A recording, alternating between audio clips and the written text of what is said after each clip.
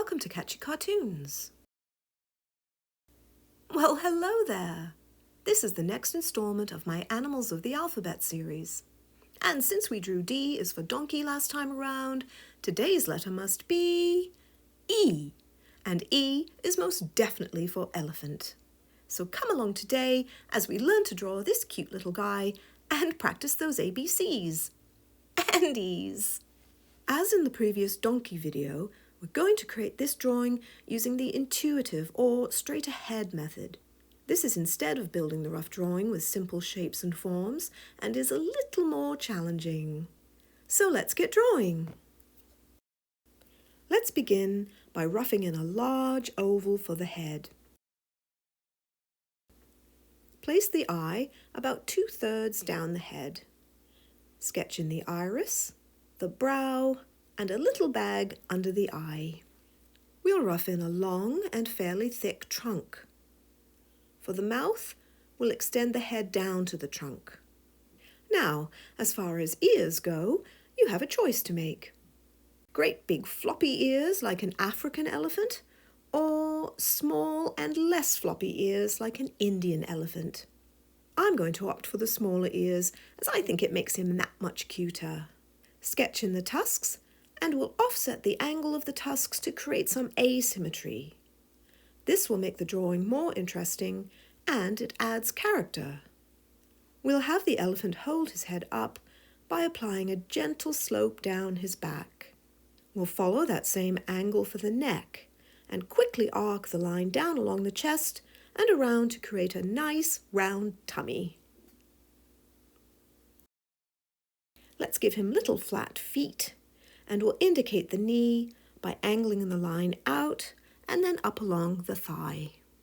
Rough in the other leg, and we'll indicate some of that loose, saggy elephant skin from the tummy to the leg. For the front legs, we'll arc the line inwards, down from the shoulder. We'll draw in a little bump to give a hint of the knee and continue down to his foot. Then take the line straight up to the elbow and in towards the shoulder. Take note of the contrasting shape that was created by playing the straight line against the angled line. Remember from my other videos how we learned that we should avoid parallel lines. We also created form and strength by hinting at the muscles through the shoulder area. He may be cute, but he is still very, very strong. Add some form to the ear. And let's give him a short, thin tail with an adorable tuft of hair at the end for swishing away any pesky flies. Add some form to the trunk and we'll just sketch in his nostrils at the bottom. Quickly indicate some toenails on all 4 feet and we'll finish the rough by adding creases at the knee joints, suggested by some loosely drawn circular shapes. And now we're ready for the first tie-down stage. This is where we make adjustments to refine the shapes and forms as we bring the drawing to life. We'll start by making the eye a bit bigger and rounder.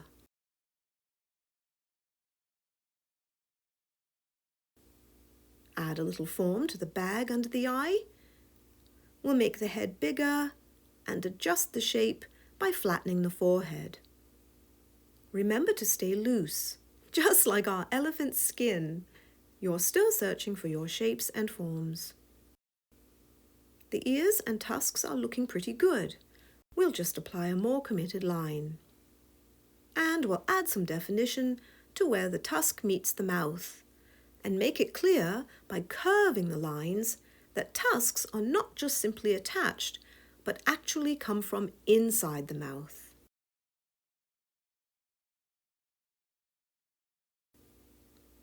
Modify the ear shape a little, and I think I might just change the angle of his back a bit. We'll adjust the shape of his tummy somewhat as well. The elephant's left foot could use a little work, and we'll add some definition to the knee as we move up the leg. I like the look of the front of his right leg, although it might look better a bit thinner. Or maybe not.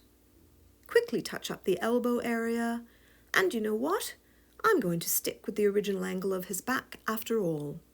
This is how you learn to use your intuition as you refine your drawing, just as I did with that front leg earlier. Let's add some excess skin at the base of his tail, clean up the back of the leg, and make the heel just a bit bigger. We'll make sure the knee is more pronounced by thinning out the lower and upper leg a touch. We'll make sure to convey the feel of all that loose elephant skin by adding some folds behind the elbow and around his shoulder. Define that little saggy area down by his tummy, and we'll add some more saggies between his front legs. We'll add some definition to the tail, clarify the creases at the knees, and sharpen up those toenails. Now at this point, we're between stages, and is the perfect time to take a break and have a good look at how your elephant is coming along.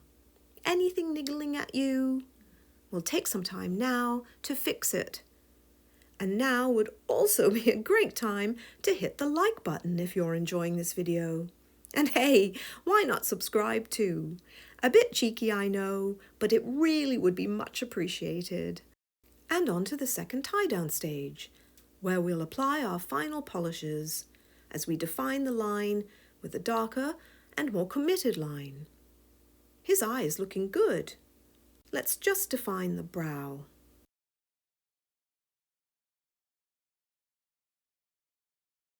But the back of his head is looking a bit muddy, so we'll clean that up a bit. Tighten up the tusks, as they're also looking a bit messy. We'll clearly define where the tusk meets the mouth and the inner ear.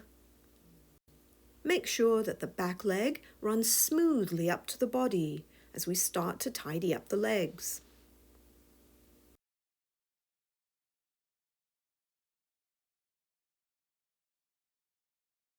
We'll add a bit of detail to the saggy skin and commit to the folds. Add some dimension to the ear with some loose lines to indicate its floppiness. My, that's a good word. And we'll finish the second tie-down stage by adding creases up along the trunk all the way to his forehead. Now we'll apply our clean and final line in the cleanup stage. Because of the more traditional design of this elephant, we're going to apply a standard cleanup line with nice thicks and thins. Try to stay somewhat loose as you apply your line. Imagine the elephant's skin again. You don't want a tight and tentative line, as it can lead to a dead-looking line. But be mindful of the subtleties of the tummy and the legs, especially around the knees. You want to retain those shapes and forms and the hints of anatomy that you've created. We'll just clean up the tuft of hair on his tail. And did you notice those cute little hairs on the top of his head? Finish by applying the cleanup line to the toenails, and you will have completed your tusk. I mean tusk. Sorry. And now your little elephant is ready for some colour. I'm going to use a nice grey-blue instead of an elephant's typical greyish-brown colour, as I find grey-brown can be a bit dull to look at. But, and this is for the older viewers out there, some of you may have seen different coloured elephants at times, even pink perhaps? So I'll leave the colour choice up to you. We'll use a darker tone for the lids and nostrils, deep brown eyes, and a nice cream for the nails and tusks. Here's a little tip if you're considering using white for some elements. Don't!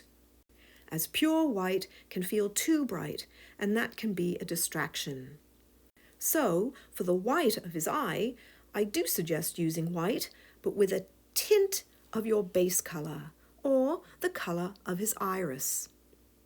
And congratulations! This adorable E is for Elephant drawing is now complete. If If you liked this video, please hit the like button. And if you'd like to see more animals of the alphabet or other how to draw videos, please click on the subscribe button.